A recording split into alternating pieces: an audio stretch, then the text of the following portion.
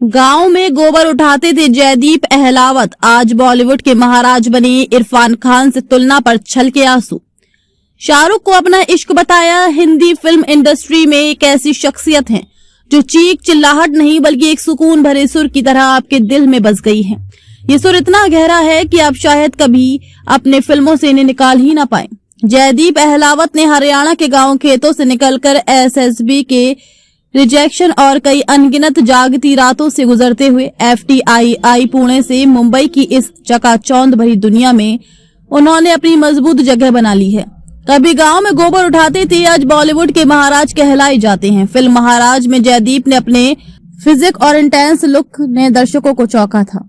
आज वो शाहरुख खान की किंग और अजय देवगन के साथ दृश्यम 3 जैसी फिल्में कर रहे हैं। जयदीप अहलावत हरियाणा के रोहतक जिले के खरकरा गांव में एक जाट परिवार में पैदा हुए। उनका बचपन साधारण ग्रामीण परिवेश में बीता, जहां उन्होंने स्थानीय सरकारी स्कूल से प्रारंभिक शिक्षा प्राप्त की।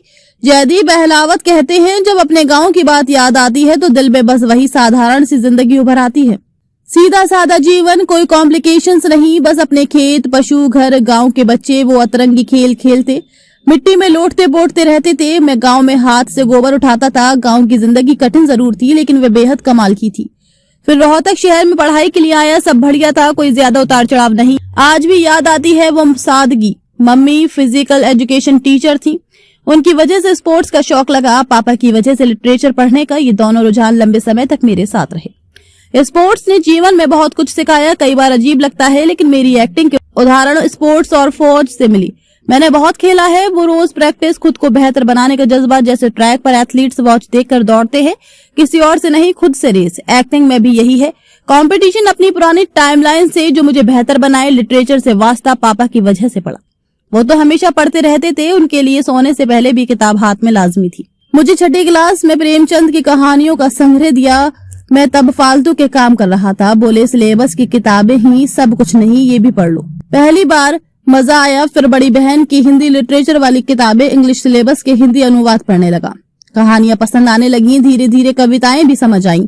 एक्टर बनने की राह पर तो और ज्यादा लगाव हो गया। मुझे सारा आकाश नॉवेल बहुत अच्छा लगा। अंधा युग और सूर्य की अंतिम किरण नाटक बहुत लगा। हमने सूर्य की अंतिम किरण का प्रोडक्शन शुरू किया था। 1-1.5 महीने प्रैक्टिस भी की लेकिन मंच तक नहीं पहुंच सके। उसके कुछ अलग कारण थे, हालांकि उस दौरान अन्य नाटक किए।